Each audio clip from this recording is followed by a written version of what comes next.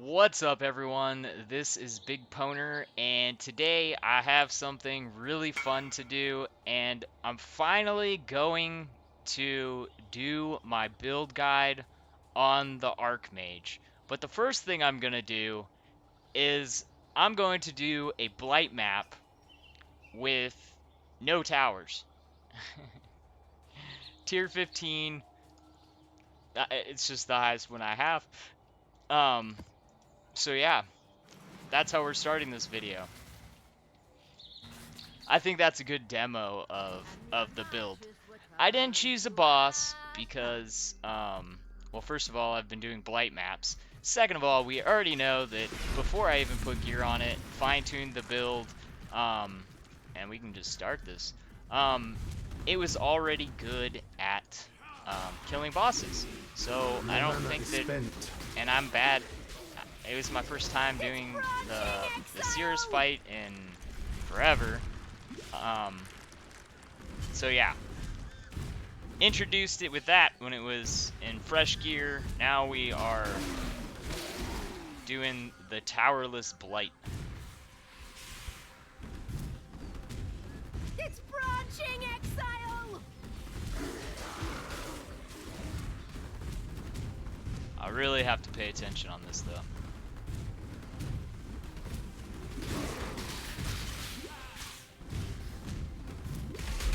And this is my first time doing this also. I'm a man of firsts.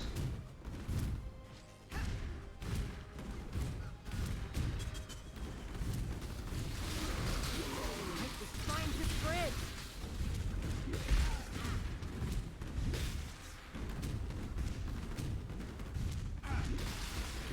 Put out new mycelium. New roots.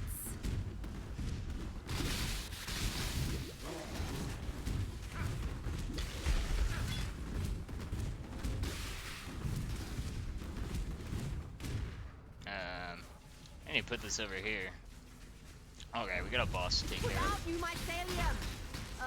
New roots. Peace out, homie.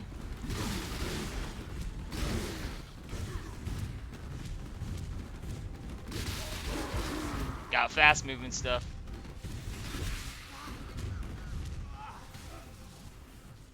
Flame waves.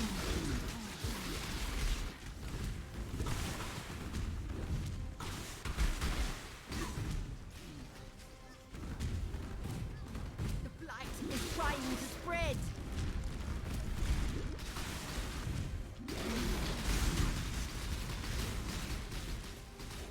Put You're out dead. new mycelium.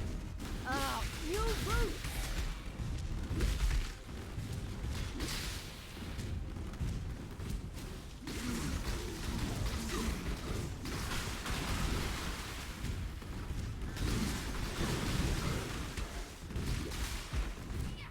The blight is trying to spread. I don't think so, homies.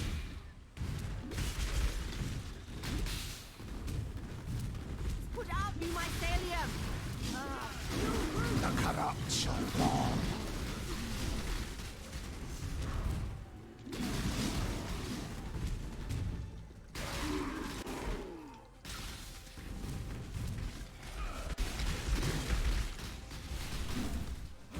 The blight is trying to spread. Those residue spiders are dangerous because they like sit unattackable. Since I don't have Put out new towers, mycelium. they can just run into my New base. Which ain't cool, man.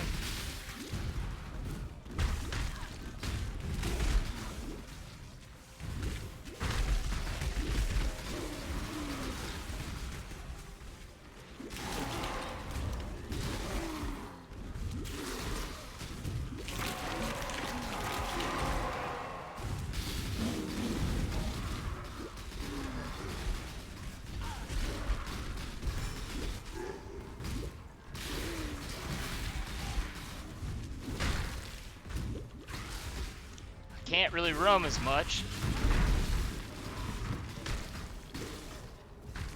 because I got shit right next to my pump.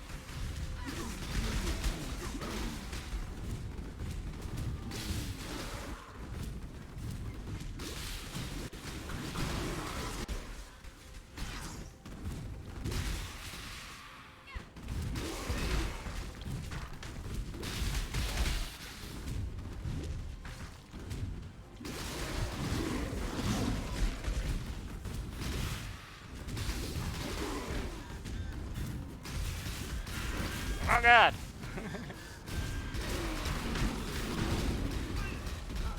Oh god! Shit. Not my pump!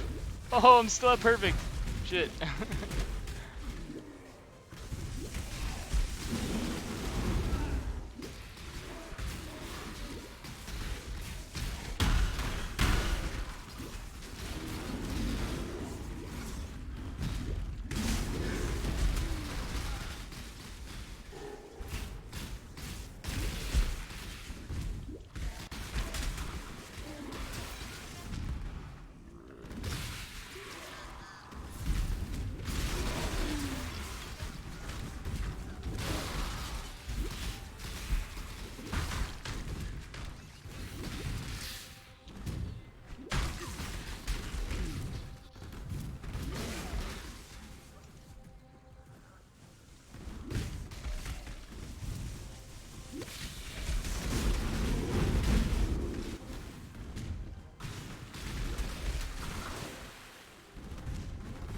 Okay. I think these are the last ones. No? Alright, I only have one lane left. I'm just hoping that there's not like ground spiders that are gonna pop up and ruin my perfect first attempt. Oh!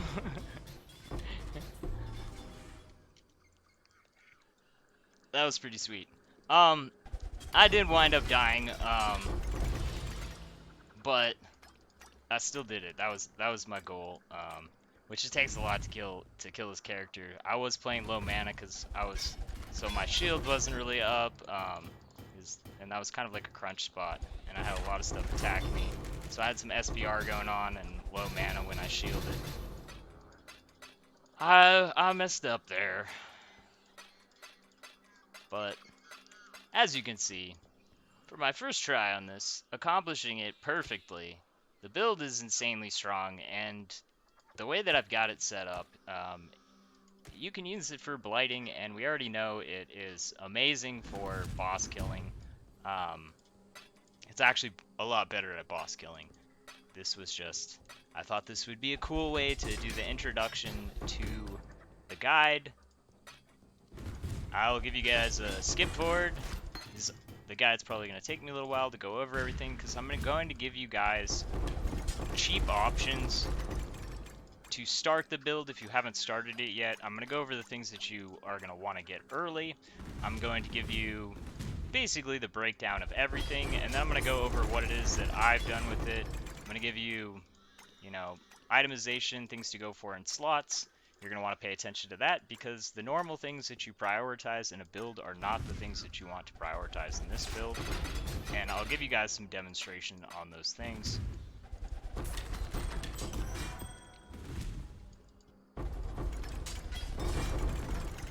I do want my currency, though, because, I've been spending all this currency.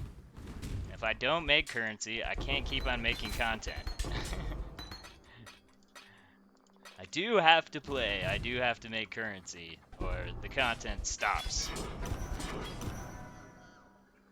I'm nothing good. Where's my YouTube block?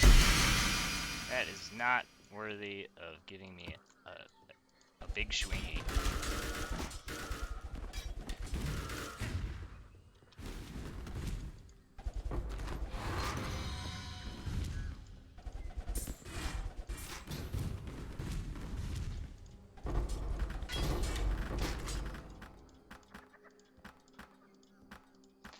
I do love me some fossils. Garbos. Alright, I missed one thing. That was it. Alright. On to the guide section. That wasn't too bad clearing the loot. I didn't have much loot, so that made it quicker. My misfortune makes for a shorter video. I still definitely made out of the map what I put into it, so that is fine. I made a little bit, not much.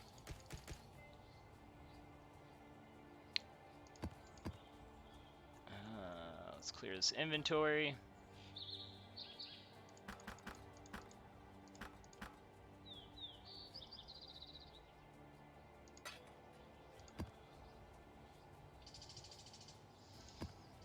Okay, we got the inventory cleared.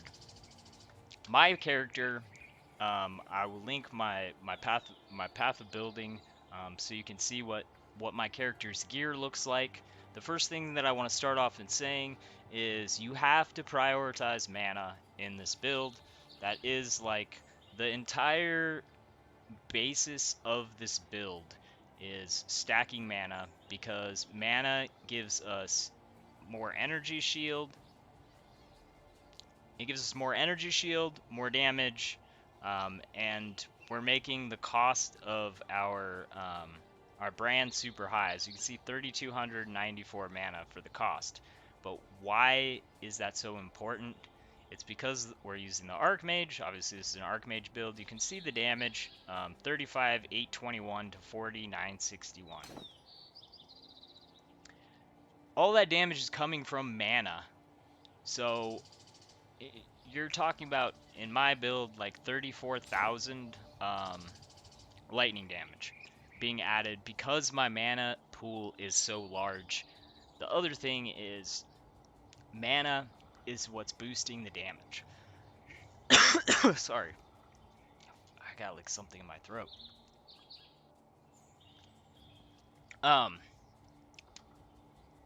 To give you an idea, let me see if I have something that has no damage on it. Okay, here's a good example. I have no damage on my shield. 57,000, this is the base before my arcane surge and power charges and all that good stuff. It's displayed. It drops me 3k, and this is on a 69 mana. If I don't have like big mana items, the build just doesn't work. Um, on every slot you want to have mana. If there's one slot that you can, if you get like a really good one, you can be like, all right, you know, I can sacrifice mana on one slot. I would say probably like one slot is the most that I would sack it on. If you're getting something else really, really good, but mana is really, really key to this build. The reason why is I've shown you the damage. We have other reasons. Unlike most builds, we are taking Sanctuary of Thought. There's a reason for this. The reason is that we gain a massive amount of energy shield. I'm going to actually remove this and show you how much. Look at that. 3483. Did you see how much that dropped me? Like 2,000 energy shield. 3483. Oh, it's over 2,000. 3583, so like 2,200 energy shield. That's like 40% of my energy shield is lost by removing that. I'm not sacrificing damage to do this. In fact, I'm taking another big mana node here that reduces the cost of skills. How am I making my cost still higher? It's because I'm using tons of fevered minds. I have 6 of these in my build. 1, 2, 3, 4, 5, 6 of them. The more the merrier. For the slot, it's up to 40%. I know I have some perfect ones. It's up to 40% spell damage, which if you go for the 40% one, you're going to spend like 4 times as much as a 39.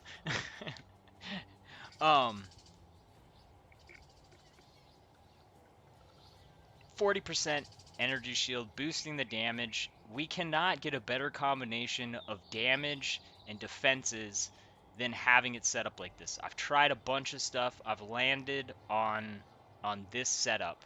This is what you're going to want to go for. If you want the balance of damage and defenses, if you want to be tanky and also have crazy damage, this is the build you're going to want to shoot for. I believe I'm 94 right now, so it's an attainable level. When you're lower levels, there's going to be stuff that you're going to be able to kind of cut off. When you're building up your mana, because you're not going to just start off having gear that's boosting your mana up that much. You got to have your brands in a playable range, so you're not going to want to start off with six fevered binds. Put them in as you can afford to actually cast them. Obviously, you need more points. The more points you have, the more mana you have. The more mana you have, the more you're going to be able to add. I have some really strong cluster jewels.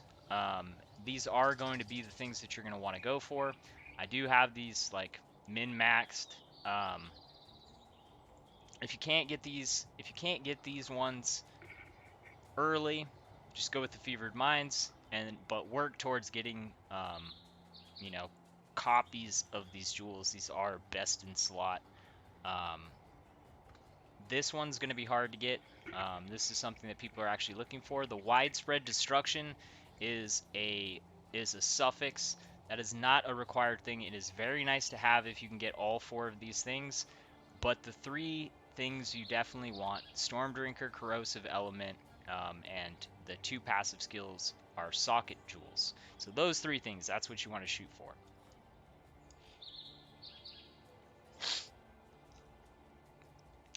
Two brand setups that you're going to want to get.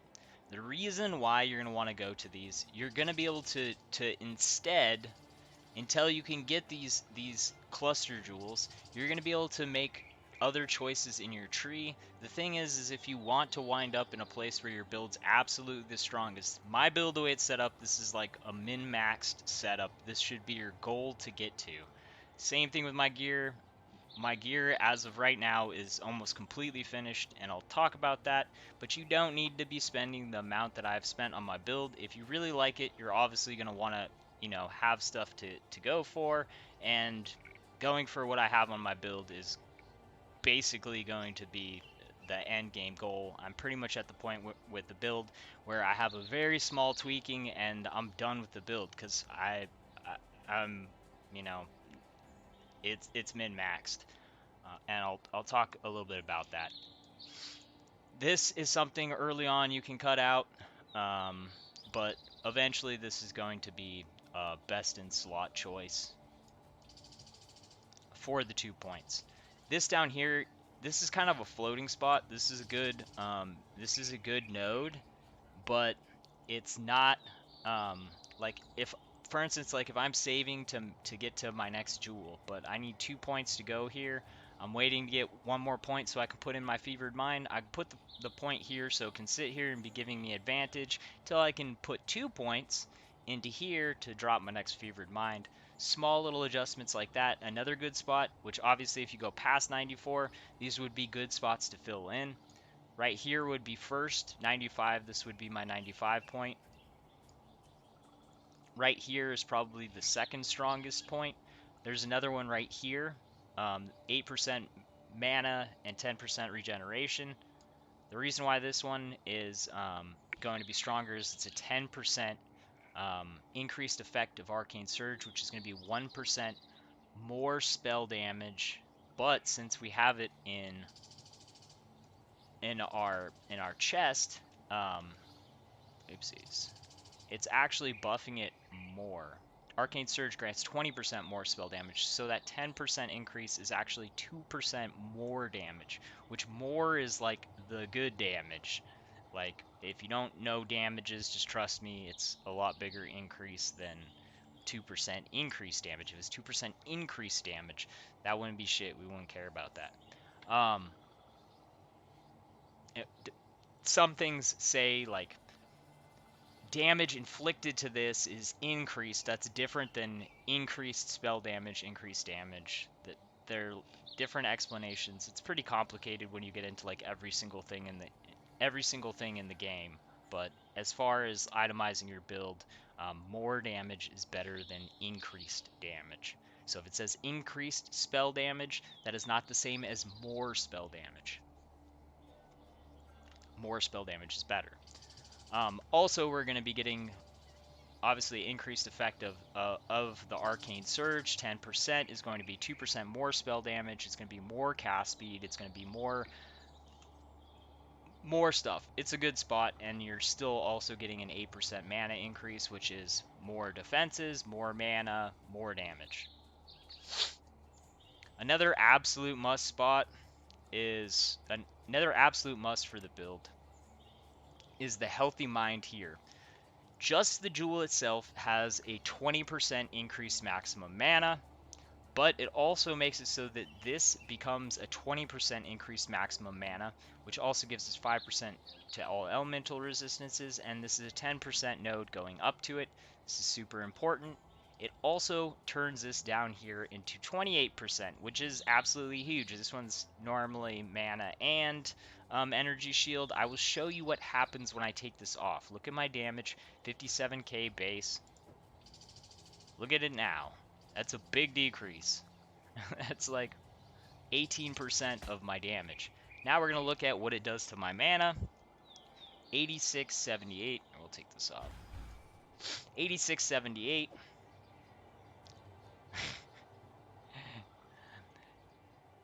It's what? 1523 mana. Let's look at the energy shield. 5732.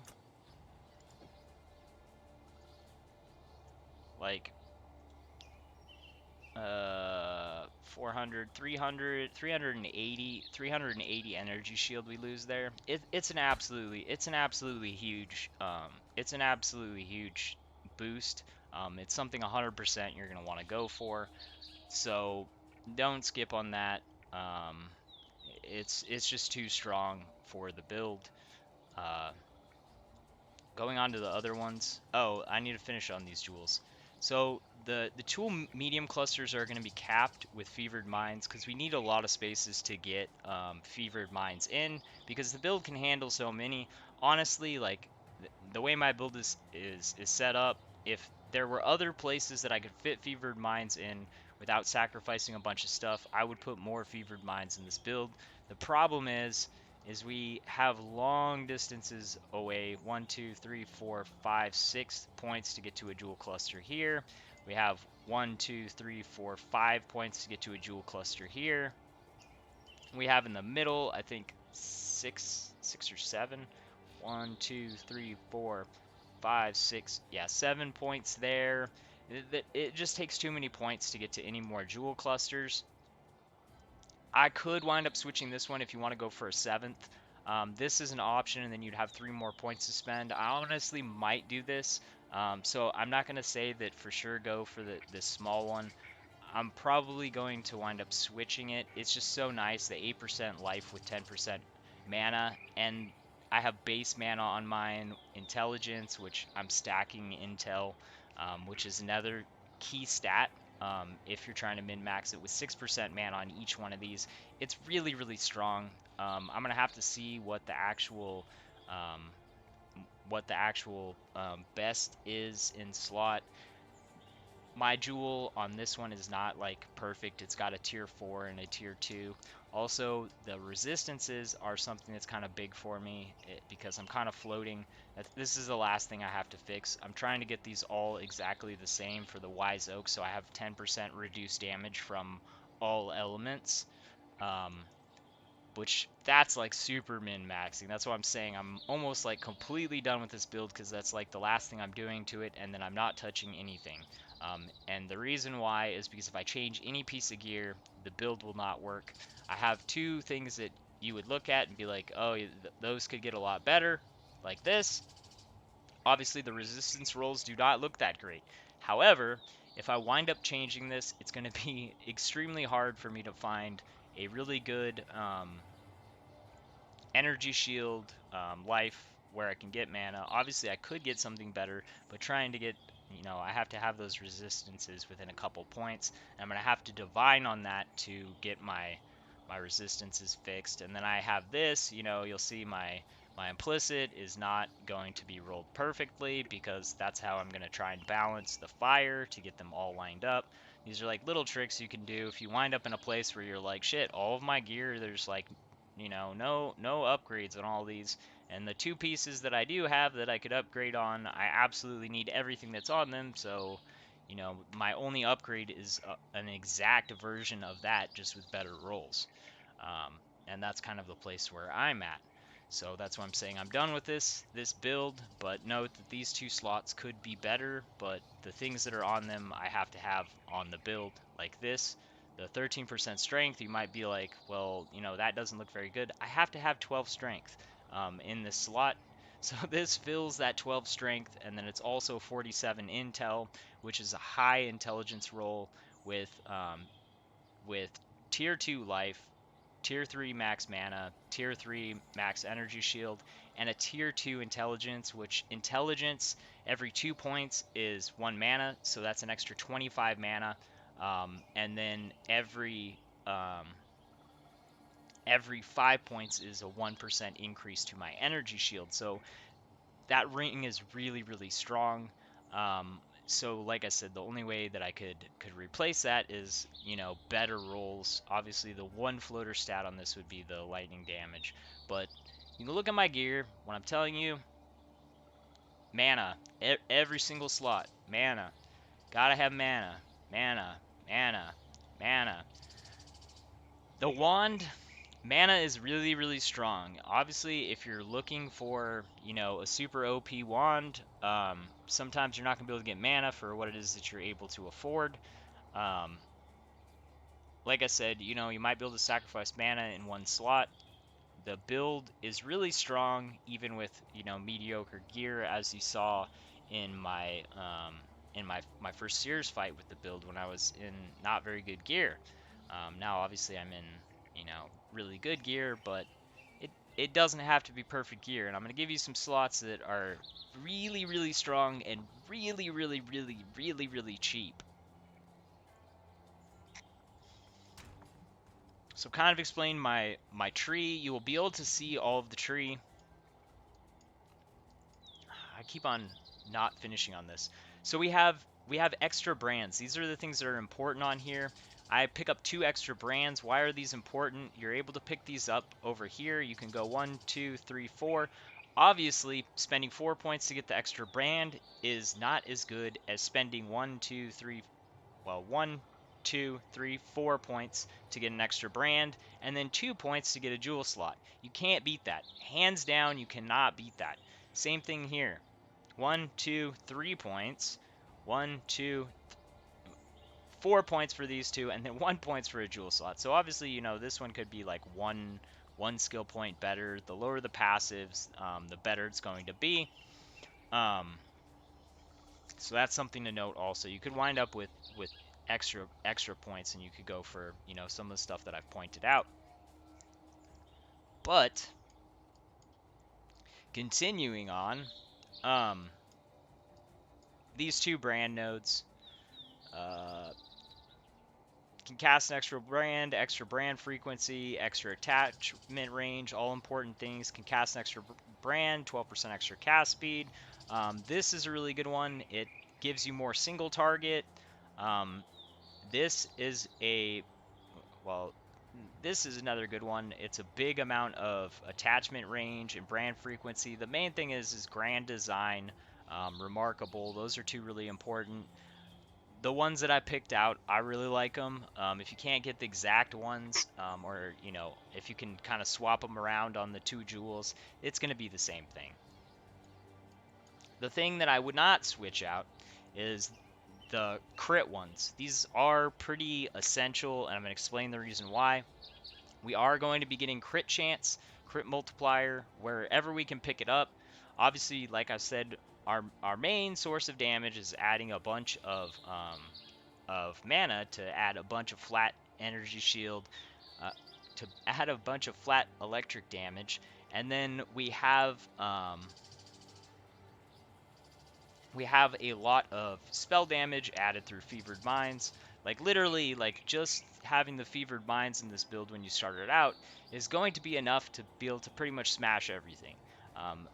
This is more like once you know you're in a playable state and you just want to make the build stronger and stronger. At first, you just want to get a bunch of mana and put some fevered minds in, and then these are the upgrades you're going to start looking for. This jewel is also super OP. I need to slam this one. Let me finish on this jewel. Pressure points is a super big deal. We get 40% critical strike chance, but the 5% chance to deal double damage is going to tie in with the large jewel that's below it. We are going to be shocking, which shocks magnitude is dependent on the size of the hit. So the bigger the hit, the bigger the shock. In order to hit a max shock, which with this jewel makes it so that we can have up to 60% increased damage that they take. That's huge. In order to actually hit that 60%, we have to hit a damage threshold versus whatever monster it is that we are hitting.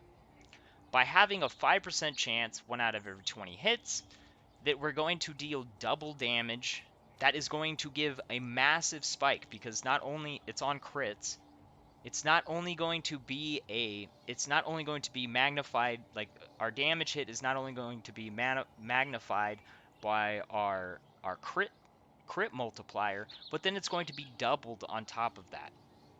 That is going to double the magnitude of the shock that it's applying, which then when you shock them, it's going to be magnified even more on consecutive hits, which this makes it so that it can actually ramp up. And how is it that the brands work? They're attached and they're constantly hitting. And then what is it that we also have? We have a bunch of stuff that increases the damage of the target that's attached to. Which, another super important thing, you need this. This makes it so you need this for bossing. This makes it so that you can have multiple brands attached to one enemy, essentially doubling your single target DPS. So this is absolutely essential. So yeah, these tie together extremely well. This is the best place that, in jewel clusters, is the best place that we can pick up critical stats, because we do pick up critical stats here, but the other places that we can pick up spell crit are just too far away. We'd have to spend too many points. We could come down through here and get, mana, a max life, and energy shield, but even if we went straight there, 1, 2, 3, 4, 5, 6, 7, 8 points if we took the lowest route, which if we're already over there, it's actually going to be 9 points because we're going to go this way, and then 10 points, which I originally tried this out and it was not the best setup, because the long stretch of getting over there, there's just stronger things that we can wind up picking up. One option, if I got 2 more points, would be, well, this is an alternative option, because we can wind up getting a huge boost through 25% increased mana and 15% increased mana regeneration. You can use an intuitive leap here, and then 1 point here, 1 point here. This is an option if you wind up not using a small cluster jewel, which I'm kind of dependent on it because I've got 6% resistances. I've got stuff already coming from this that I'm kind of dependent on, and I'm kind of in a near finished state on my build. You could have a 6 fevered mind here instead, and you could have the intuitive leap here. You'd be getting a 10% increased energy shield, 6% max life, and you'd be getting 25% mana and 15% regeneration. This is like super powerful for what is 4 points. 1, 2, 3, 4. Also, you could put 1 more point in here and have a chance to get power, frenzy, endurance charges. We consistently generate power charges, but this would give us a chance to get to constantly be picking up frenzy and endurance charges, which are more damage reduction and more resistances, and more movement speed. And yeah, but we're already going to have power charges, so that is not as big of a deal. This is probably where I put extra point. This is where I'd put an extra point, or maybe one of these spots, and then do this swap. put in another fevered mind here, or I might go 7 fevered minds. There's a little bit, the very end min-maxing as I get a few more levels. It's going to change a little bit. I don't know if I will go past 95. Probably Friday I'm going to do 95, doing group power leveling activities with people who show up that need some levels. So I'll probably wind up getting at least one more level, and then there'll be a little bit of changes, but I'm showing you what it's like at 94, because if I do wind up going to higher levels, you know, some of those levels are a lot harder for people to attain, and they're not going to be as much fun because it takes so much effort to get to them. Anyways, you see the tree. If you're starting from level 1, this is a pretty nice way to start as you're leveling, because we wind up picking up more life and mana right away. Eventually you want to switch here because it just winds up being less points. That's kind of the swap there. Kind of your choice, but that's kind of what I did, and it worked out well. You could just go this way if you don't want to respec. A lot of people go for these. I can't justify it. Other things give me better results. If I was level 100, maybe I'd justify 2 points, but there's just other things I think that are better, because this is only 10% elemental damage, and the 8% mana is going to give me a better damage increase, and it's going to give me more mana, more damage, and more energy shield. So this is not what I went for, and my cast speed is already super high because we're beefing up our cast speed through Arcane Surge, which is always up when we cast. You'll watch it comes up immediately. So as long as every 5 seconds you cast a spell, you're gonna always have up your Arcane Surge. So now let's talk about some cheap options, and then I'm gonna go over some best in slot stuff and some stuff to be aware of. Cheap options.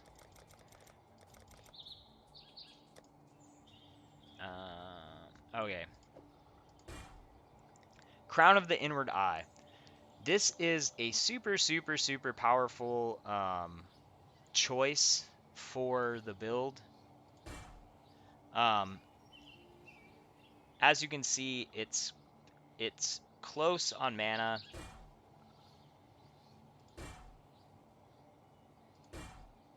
Close on mana.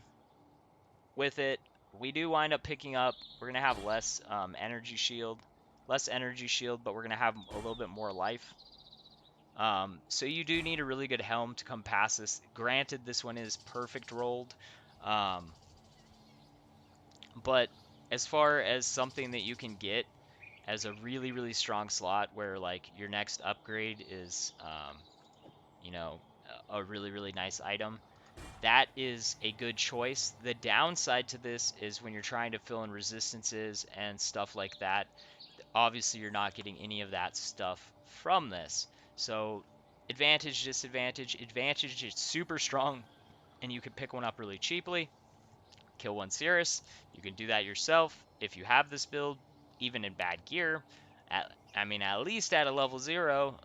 I'm pretty sure that even in bad gear, most people would be able to complete it first try. If not first try, a couple tries if you really can't afford it.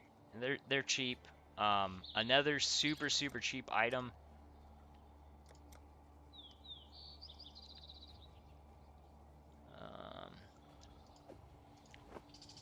Voidbringer gloves add a ton of damage. A ton. These, I'll show you damage. So 57, 642. See, even over my gloves right now, they're adding a bunch of damage. Obviously, it's through increasing the cost of the brand. Once again, the disadvantage of getting the damage that way is that you miss out on slots for other things. You're going to have a lower overall mana pool. It's increasing the damage by by increasing cost, and it's ignoring the mana. Um, and these ones don't even have that good of a increased increased cost of skills, but they add a lot of critical strike chance, and they add a lot of max mana cost. It goes up to 80%, which the higher is actually the better. So those are two really cheap slots that you can start off with. Eventually you're gonna want to probably move into crafted stuff, because it's gonna make it easier for you to pick up your resistances while still having all the stuff in your build that you need.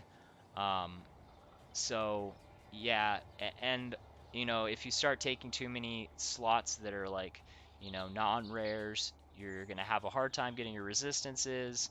You're gonna wind up with, for instance, in this case, you're gonna have less life, less possible life, less energy shield, less mana. So it is a sacrifice to get that more damage. In a finished state, it's not worth it for me.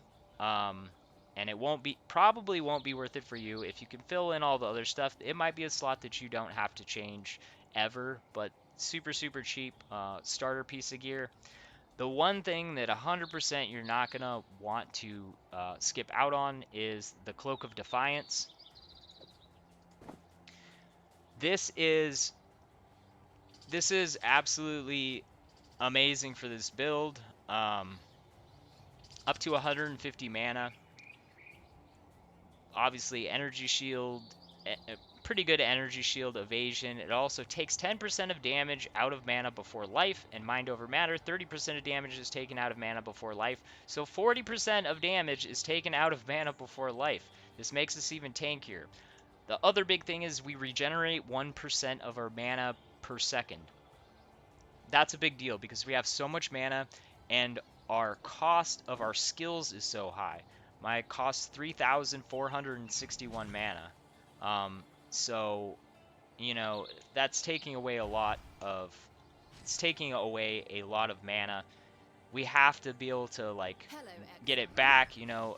This is with a potion running.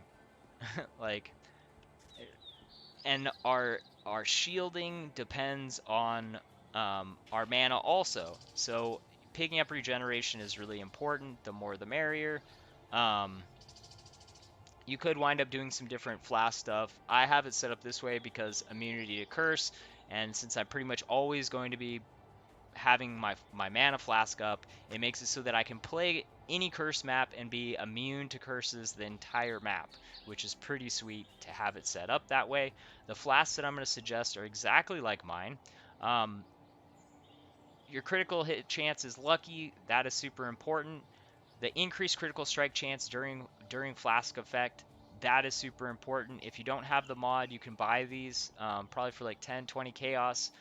Just look for those two mods or find a buddy who has it.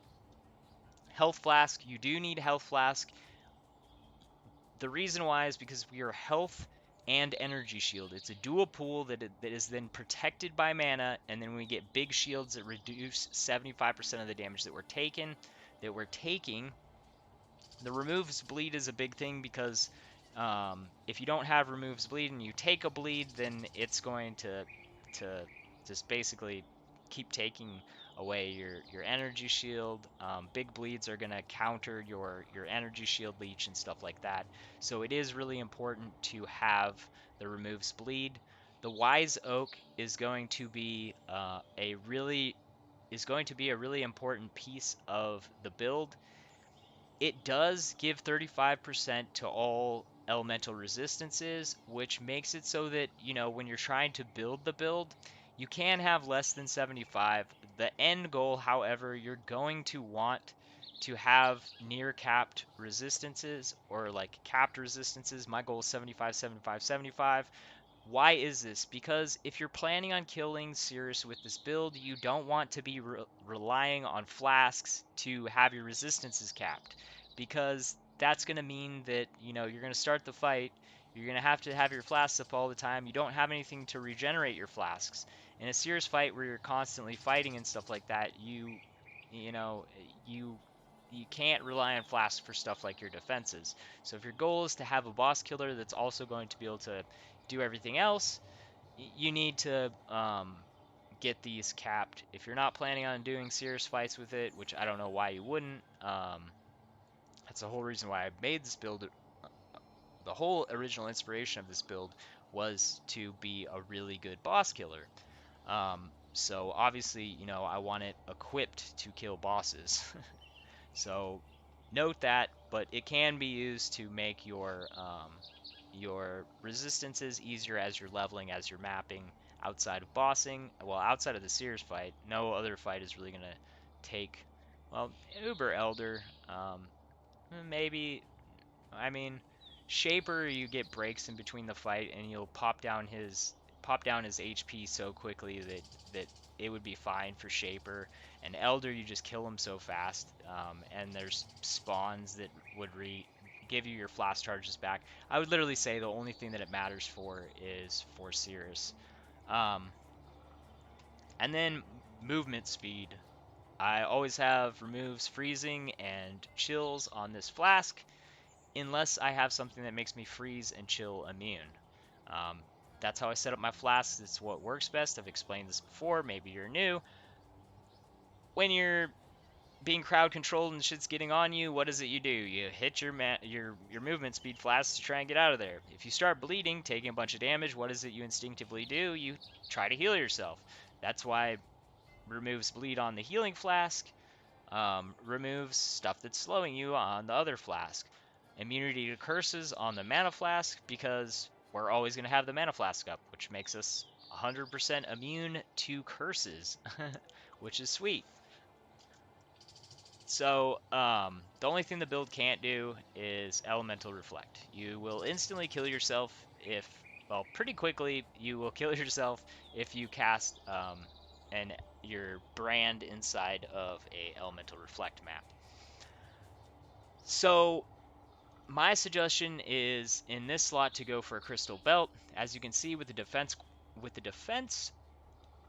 quality modifier, I have 96 energy shield in my implicit, which is also getting tagged along with me having energy shield on it. So big energy shield with the implicit of energy shield is a really sweet combo for you to be using the catalysts in that slot. You could go for other things, like you could go for, you know, a Stygian. It's just really hard for you to get a jewel that is going to be the equivalent to your possible 96 energy shield that you're missing out on.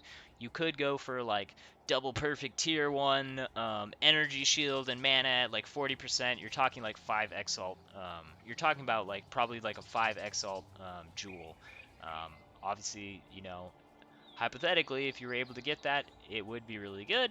And if there's two other good things on it, you could say that that is better. Hypothetically, you could get that. For the mass majority of most players, you're not going to be able to beat the Crystal Belt with a Stygian.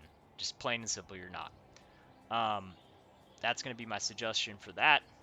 If you want to spend a super amount on a jewel, or you just happen to have a really good jewel and you want to get a really expensive Stygian instead of a Crystal Belt, you know, a really good Stygian is going to be more expensive than a really good Crystal Belt. I can tell you that 100% because they're not as popular. Pretty much every build uses the Stygian. Curse enemies with Assassin's Mark is a really big deal. The reason why is it generates our power charges, which gives each power charge, you know, we're getting more crit chance, and we really need a place to pick up crit chance, crit stats. Also, it gives us mana back and health back. You want to go for a level 12. Mine is just like really, really nice. I got the tier 1 perfect rolled shock. Perfect rolled on both the low end and the high end of my added damage. High dex roll, high regeneration, tier 1 mana, perfect roll. Hard to get away from. Unless you can get something that is like that good with a level 8 that actually warrants that. You're going to want to try to go for a level 12.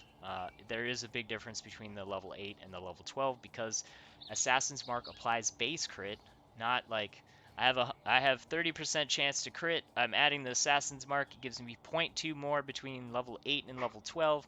So now instead of 30, it's 30.2. That's not how it works.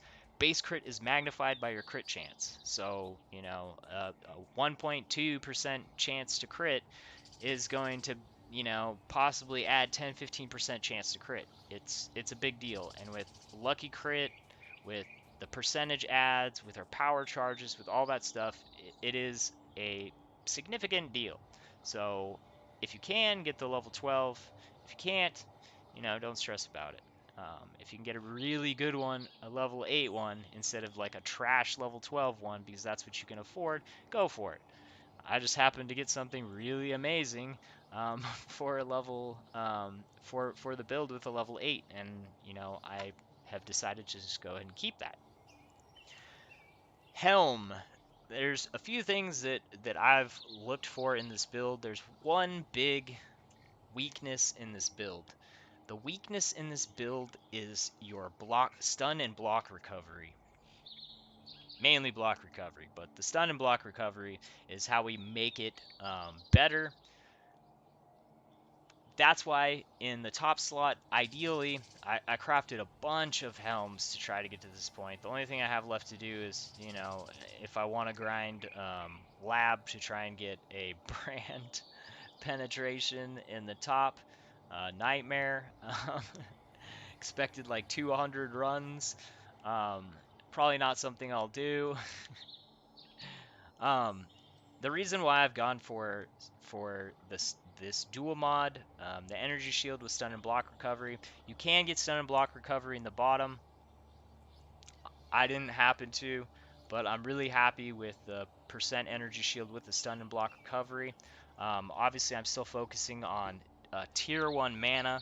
That is a big deal. If I had, for instance, tier 1 mana and then 2 energy shield stats, and you know the other stuff I needed, then I would have kept that. But ideally, you know, having stun and block recovery in your build is going to help you out a lot. Why is that? Because if you wind up getting a really quick succession of attacks and you keep on blocking, what can happen is if too much stuff's attacking you, you're basically going to be locked there until you die. Um, that's really like the one big weakness in the build. The one thing that you really have to watch out for is to not let a whole bunch of mobs start hitting you, because if a whole bunch of mobs start hitting you, they're probably going to be hitting you until you die. And it doesn't matter that, you know, you have an effective like 15,000 HP plus energy shield. It you're gonna, which that's actually what my effective HP, energy shield, mana shield is effectively at right now. It's like a range between like 14,000 to like 16,000 depending on the magnitude of my shield. That's before reductions. It's pretty huge. Um, like I survived the big laser from Sirus. That's how tanky this build is once you get into this type of gear. Um, Once again, another slot. In this slot, we're looking for really big energy shield. This is not the best slot to get stun and block recovery. Ideally, if you do get it and you have a really good shield there, you know, go for it. This is one of the biggest energy shield, possible energy shield slots that you can get. The reason why is because the tier 1 is 90 max energy shield. We also have a 100% increase up there on that. On the helm, it's 61%. On the, I think it's like 50 something. What is the tier 1 on that? It's a lot lower than your shield. So the shield is more important to stack to try and get the most energy shield out of, because it'll give you the higher rewards on it. It's the same thing with the boots. You'll see like my boots, I've elected to pick up HP on my boots. Why is that? The base energy shield on boots is like the lowest. So that is where I decided to prioritize getting some HP. It is good, and you do want to prioritize some HP. You don't have to go crazy on it, but getting it on a few slots will put you at a comfortable place. The thing is, you might look at, well, what about chaos damage? You only have 2,552 52 life. The thing is that is not how much it actually takes to kill me with energy shield. I can take up to like, I think like 8,000 damage. It takes like a chaos hit of like 8,000 damage to one-shot me. Um, so like the blight bosses, they shoot the big poison, the big poison blast. That doesn't even come close to killing me, and that's chaos damage. And I'm at like negative 46% chaos damage. The reason why is because we have a 75% reduction to that damage through our arcane cloak, um, which we get once you start getting a lot of mana. Take 65% of that, and then it gives you a buff that is based on that, that's magnified. So you wind up with a super huge shield, and you only take 25% of the damage. So it takes 4 times the damage, assuming your shield is big enough, of whatever that stat is in order to kill you. If my shield is big enough, essentially it would take a hit of 11,000 damage to kill me. My shield isn't that big realistically, because I'm, kind of floating my mana, constantly running the flask and then casting brands to keep up my arcane surge. I normally get shields, what I can see after, taking whatever hit triggers it. I normally have like 5,000 to 6,000 mana shield. So that's kind of what I'm basing that like 8k, 8 to 9k hit on. So that's kind of how the build works. Like I said, the one weakness, get some stun block recovery. That's why I have stun block recovery here, stun block recovery here with the dual mod, which is, a really good way to get it. If you can pick up intelligence, like end game type gear to look for. Big mana, big intelligence, buffs to the energy shield on the items. Obviously, the better items, if you're going to pick up a bunch of extra stuff like here, the rings, obviously you can see that I went for HP on these, went for HP here. The alternative here for mana or max life is I could have gone for a crafted on dual mod. Could have gone for crafted on dual mod for belt, which is 20 energy shield, which since it would have a 20% increase because I use a stat buffer, it would be an extra 24% energy shield. But an extra 24 energy shield versus, like, because I had a crafting spot up to 54 mana, which I will perfect roll this. I just haven't yet. I don't know why.